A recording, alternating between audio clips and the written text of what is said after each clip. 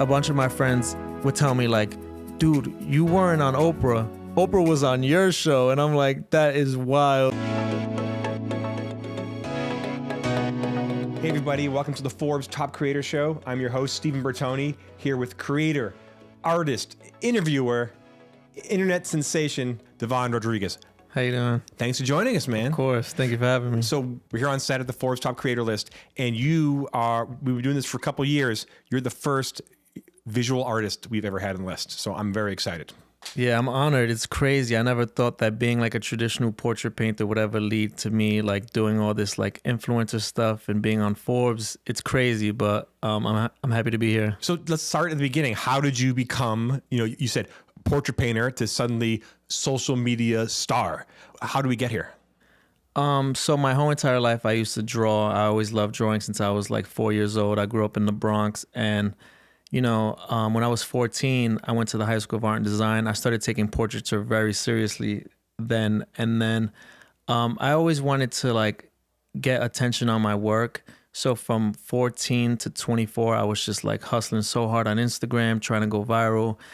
And then 2020 is when it happened for me. I started drawing strangers on the subway and gifting it to them. And it started to go super viral. And yeah, and it's been great ever since. What were you doing early on? Did you go to art school, or was just the visual arts high school? So I went to FIT for 1 year. Okay. And then 2015, I dropped out because I just felt like I already had a bunch of experience, and I thought, why do this for a grade if I could just do it in real life and just try to make it happen for myself?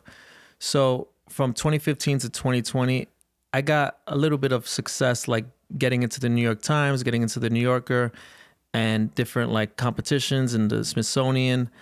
But this was just as a traditional painter. So all these articles led to like years of getting emails and portrait commissions.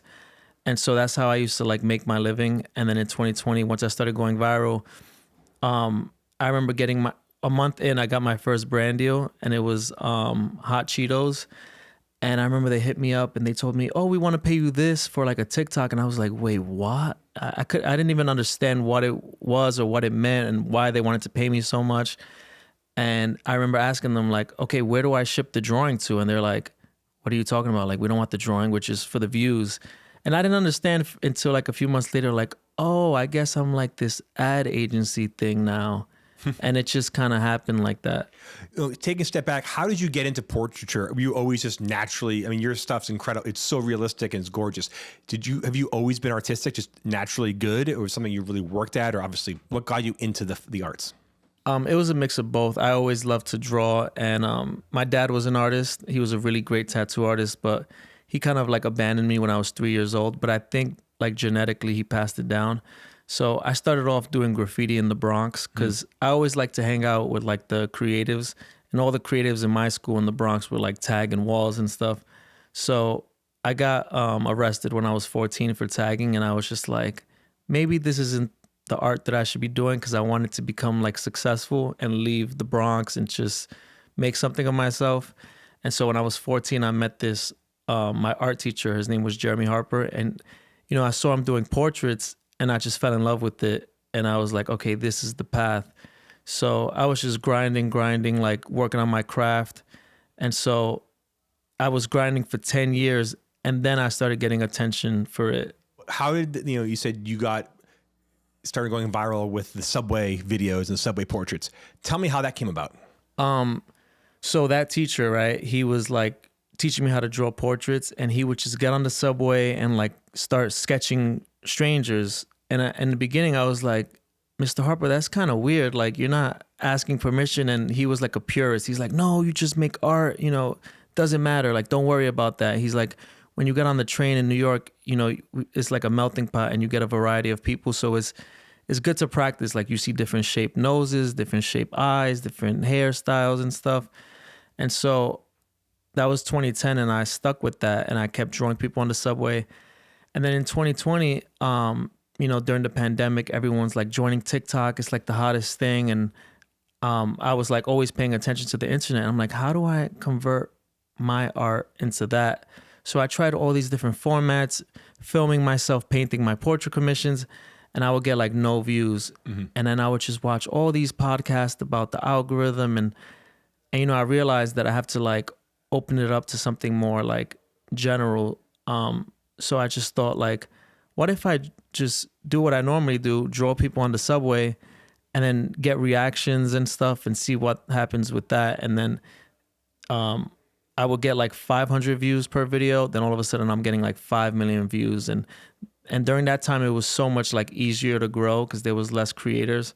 So I would just get like hundreds of thousands of followers every single day. Like, I think after 2 weeks of doing it, I was already at 1 million followers. That's incredible. What do you think it was? And especially, what was the difference between getting 500 views and then you said a few days later, 5 million views?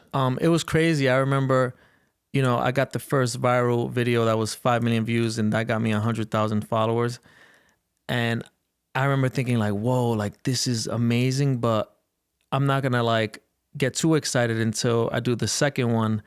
And the second one I get, if the second one goes viral, then I know this is like a repeatable format that's gonna constantly help me grow. And I was already drawing people on the subway for 10 years already. So this is what I love. All I gotta do is like put a camera on it now. And so the second video got 21 million views and got me 300K more followers.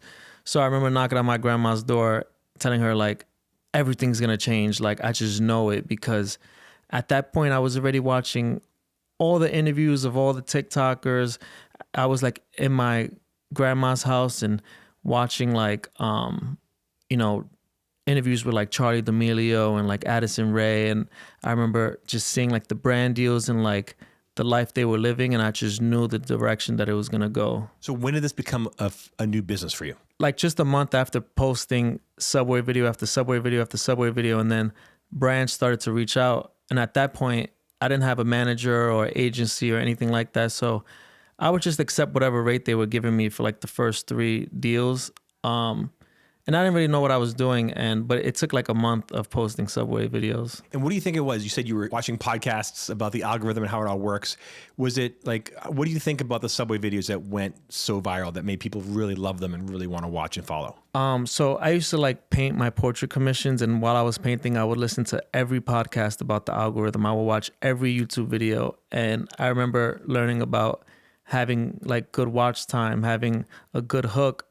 So I would like try to design the video around that. So my first format was like, I would show the person on the subway and I would put text on screen saying, drawing a stranger on the subway.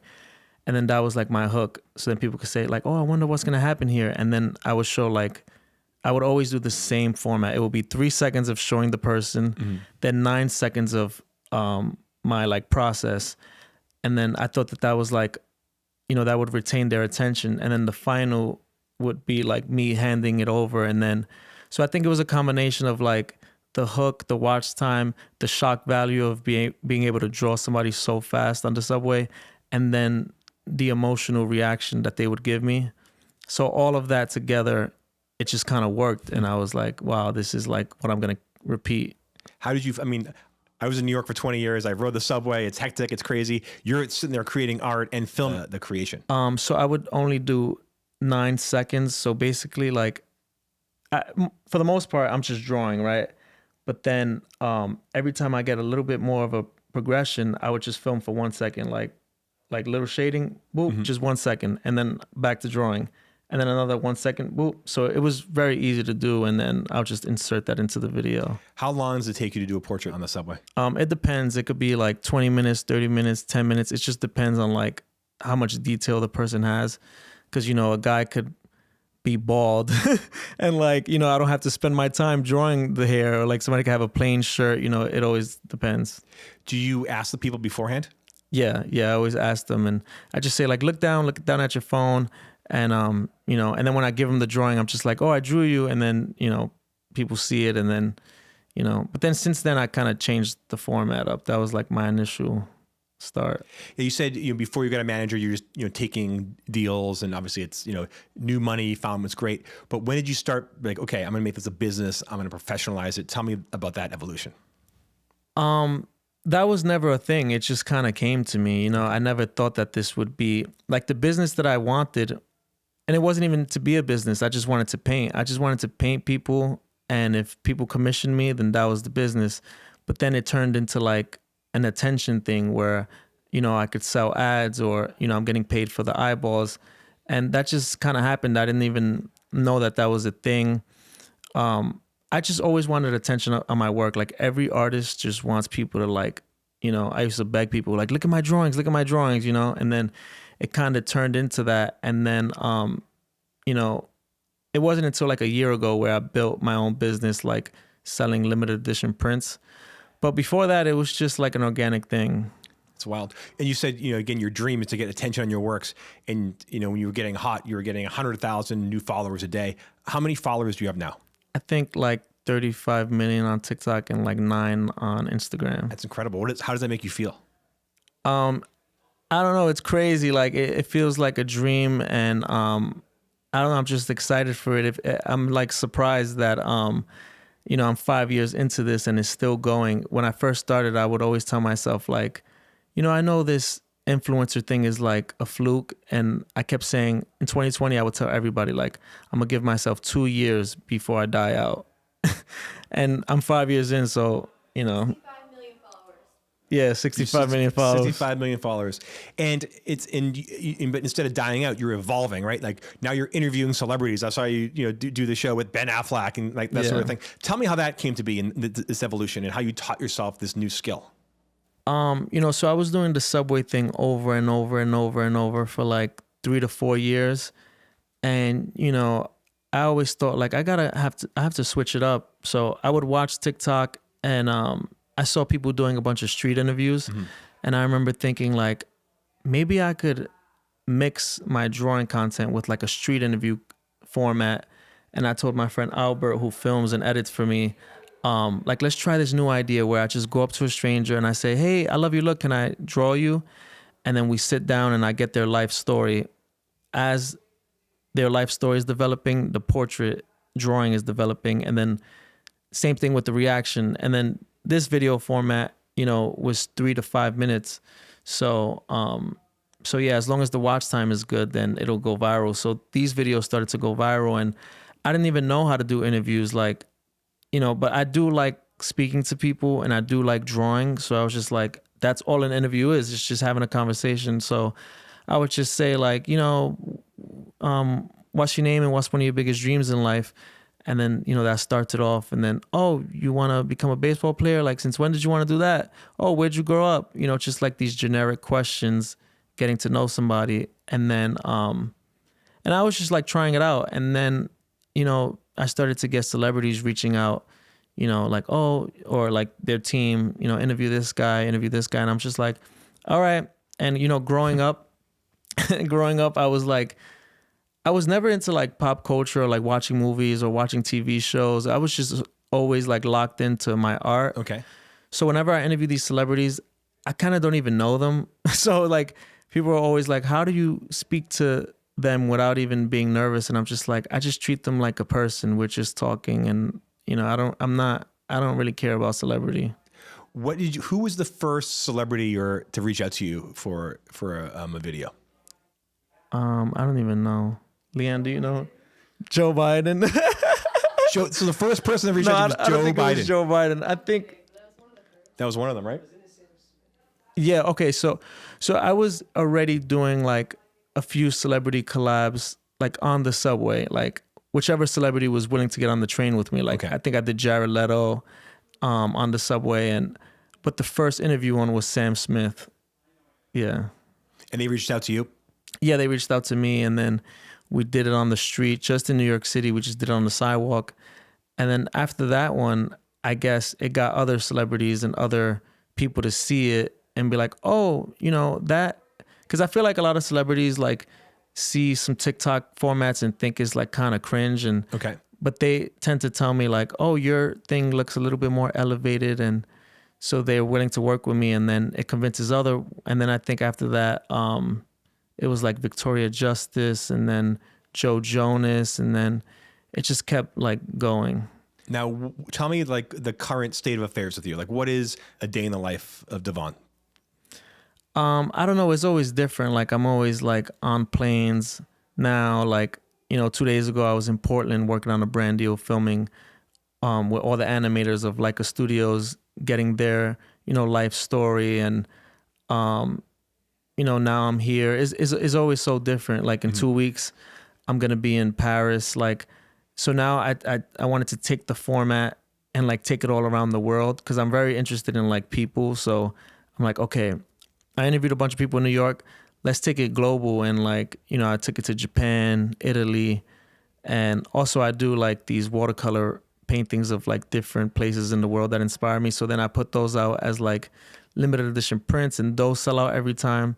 So it's just always different every week. What has been your favorite interview? My favorite interview was probably with Oprah Winfrey, because she's like the GOAT of interviewing people. Yeah, like that's incredible. You're interviewing Oprah. That's absolutely insane. Yeah, like, and it's just wild. Like a bunch of my friends would tell me like, dude, you weren't on Oprah. Oprah was on your show. And I'm like, that is wild. Like, yeah, it's crazy. Like, I felt so nervous to do it because she's like the legendary interviewer. You know what I mean? She, and I could see why. Like, she makes you feel, when I met her, I forgot that she was Oprah. She's so warm, and like, she's like, oh, I read your story with your grandma. Like, let's send grandma a video. Like, and it was supposed to be like a strict 10-minute with Oprah. And she's like, oh, don't worry about that. I love you, Devon. Like, let's do it. And then she's like, text that to grandma. And I'm like, whoa, this is crazy. But yeah, it's just, it's wild. And how do you book these celebrity interviews now? For the most part, they reach out to me, like my agents at Made by All, like they'll say like, who do you want to interview? And I'm like, I don't know. I don't care. Like, like they come to me, like wow. I just you and I have very different lives. That's very cool. In terms of where do you see this going? Like if you and I are having this interview in 2 years from now, like where do you see yourself, your brand, your art? Tell me about that. I don't know. Every time people ask me this question, I'm always like, I wasn't even supposed to be here. So I feel like I already surpassed what I was supposed to be doing. So I don't know where it's going to go, but I know it'll go somewhere, because my mind is always racing, and I'm always like, ideas just pop up like, oh, let's do this now. Like, let's do that. And I don't know where it comes from, but hopefully I'm doing something cool. Well, you built a great lifestyle brand where you get to say, okay, I want to visit this place in the world. And then everywhere you go, there's interesting people that are dying to get interviewed by you. So that's a pretty good gig. Yeah, it's fun. It's so much fun. Like, it doesn't even feel like work. Like, I was always like drawing people, talking to people. Like, now I just have a camera on me. Now, like, when I go on these trips, it's like half vacation. I mean, I think it's mostly vacation. Like, I'm with my boy Albert, who films me. He's my friend from 10 years ago. It's not like I have this fancy cameraman. It's just my friend, like with the camera, and he's there, and I'm drawing somebody. And then I bring my girlfriend with me, and we're just on vacation. And then I'm like, wait, while we're here, I got to paint some things and I got to make some content. But most of it, I'm just kind of vibing. You said you're just in Japan, correct? Yeah, I think like 3 weeks ago. 3 weeks ago. Were you interviewing, celebrities in Japan? No, just like random people on the streets. Okay. Getting to know the culture. I did one where I did this Harajuku girl. Is like a fashion thing, and she only spoke Japanese, but she had her friend translated for her. So that video went super viral, and yeah, it's just fun getting to know, because I'm also like learning too. Like, while I'm speaking to them, I'm genuinely learning about the cultures and the food and the lifestyle, and then I get to share it with my followers. So I feel like they're like kind of living life with me, and it's just so much fun. You're like an artist, Anthony Bourdain. That's a pretty good gig. Yeah, I love him. Like, I recently discovered him, because people would tell me that, like, oh, you're discovering life through art. He used to discover life through food. Mm-hmm. So I started to like watch all his shows, and he's like one of the coolest people. Like, he's a big inspiration. Speaking of inspiration, like, I love how you're a visual artist who's, made it really big on social media, there's not that many visual artists like that. What advice would you have for someone who's in a creative field that might not be something that you think about with social media? I think about video, I think about, music, but you do, portraits and art. Like, what advice do you have for people that are in creative fields that might not seem like they lend themselves to social media? I would say try to mix your niche with entertainment. Like, I was always into traditional portrait drawing and stuff. And I used to go to the schools. Like, there's this school in New York called the Art Students League, and I would just be there for hours, like, you know, drawing the model and hanging out with different painters. And, you know, they're so like stuck into like just painting people. And, you know, if you look at the world and see how many people are interested in painting people, it's such a niche traditional thing. But if you could open that up to entertainment, like, you know, gifting people portraits, now it's like, it's not even about the portrait, it's about the person's reaction. So it's like, there's like a wholesome quality to it. So I would, or like, you know, when I'm interviewing somebody, getting their life story, people have always been interested in life stories since like, you know, people always love storytelling since the beginning of time. So it's like, I would say mix your niche into something that's more generic, where more people in the world are interested in that. And then it's like, oh, now they kind of have to see your drawing, you know? You mentioned you were just in Oregon working with Leica. Like, how do you work with brands? Like what's like the best kind of partnerships, and tell me how you collaborate with brands. I try to collaborate with brands that feel like organic to me. So like one that I did recently was booking.com, and like they wanted to sponsor like a stranger's trip to go anywhere in the world. So I interviewed like a stranger, and you know, I'm painting this girl and I'm like, oh, where do you want to go in the world? And, you know, she told me this really wholesome story about she wanted to visit London. And then in the end, I gifted the portrait, and then I'm like, I gifted her an envelope from booking.com. Like, look, they sponsor your trip. And, you know, she started crying and stuff. So something that kind of fits with my format anyway. And then, you know, we mix the brand into it, but it has to be like organic. And I feel like that's the best way to make, you know, like a partnership. You know, this you're on YouTube, you're on Instagram, you're on TikTok. How do you create for each individual platform? I pretty much create one kind of format, and then I just throw it everywhere. I don't really make it for different things. Like I feel like I wasn't supposed to be a creator anyway, so I'm not really like a content creator. You know, I just make one kind of video and I just post on every platform. Oh, okay, cool. What if you can go back in time and give yourself one piece of advice before you became, you know, a social media star? What would that advice be? The advice would be just to like keep it going, and I try not to like have regrets or say like change this, because then I wouldn't be where I'm at now, and I'm just so grateful for where I'm at now. So I would just say like just keep it going, and you know, stay grounded, and yeah, I don't even know, honestly. That's perfect. Well, Devon Rodriguez, thank you so much for joining the show. Thank you. This was so fun. Thank you.